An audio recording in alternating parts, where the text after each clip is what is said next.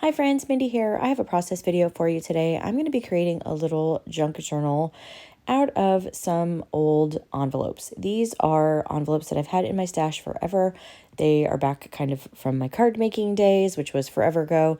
I'm really just trying to focus on using up the things in my stash. You could definitely do this with junk journal envelopes that you get in the mail.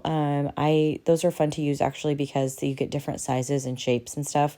So all of those, I have a stash of those as well. But for today, I'm just going with these ones that are kind of all similar in shape and size. And you can see as I'm going through here, I'm just kind of deciding how I want these to open up, and some will go kind of tucked in each other. Some of the flaps will get adhered together. Some will wrap around. I am going to create a little flip out as well. But you can kind of see I'm just starting the process here, taking a few envelopes and just sort of getting an idea for how I want them to go together before I really start gluing everything down. I think I end up with about 7 or 8 envelopes in total. I don't want it to get too bulky. Certainly you could make this as big as you want to, but I am trying to consider that I will be covering all of these envelopes, and so it could get pretty bulky pretty fast. So I'm going to start here now with gluing these envelopes together. So I'm taking that first flap, adding some liquid adhesive, and I'm going to tuck it in the other envelope and press down really well. I am using art glitter glue for this. It dries quickly, but it also gives me a second to be able to kind of line everything up easier. And I am trimming down these openings here of the envelope just a little bit.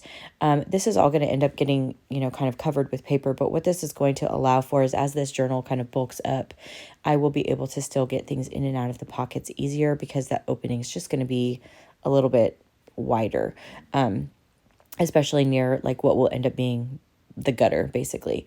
So on this section here, I'm actually going to glue these two flaps together.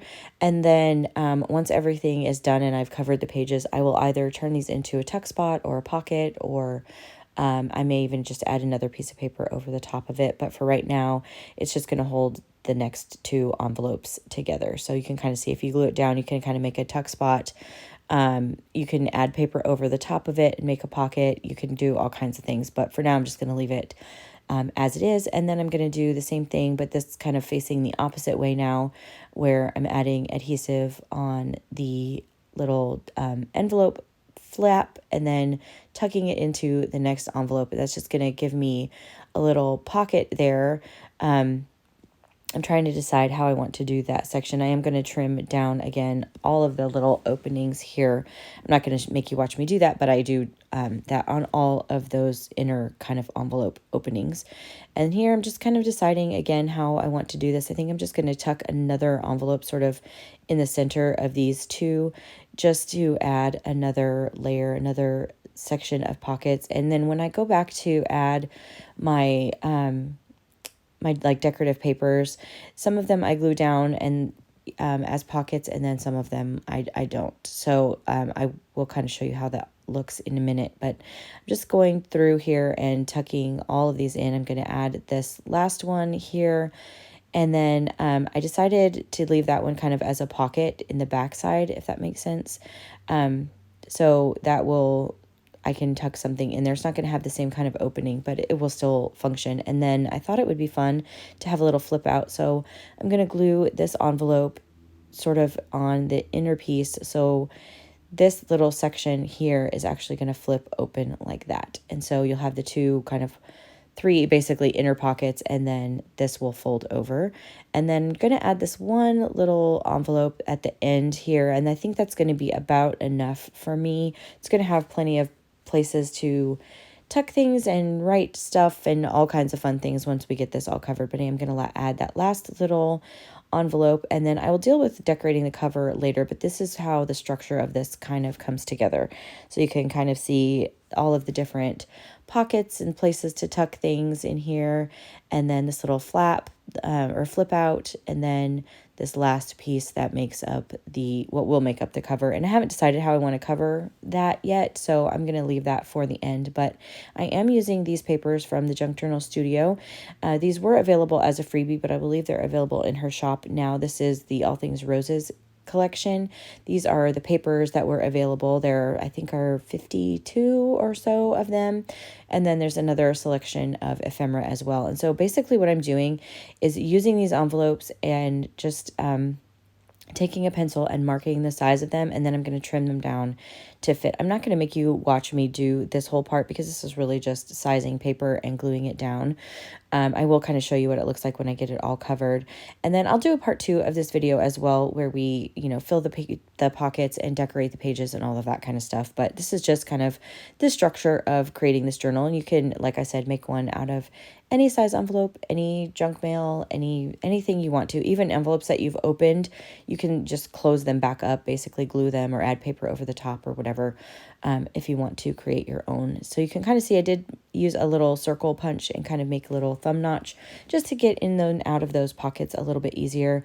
I went around and distressed all of the edges of the paper with some archival ink and ground espresso.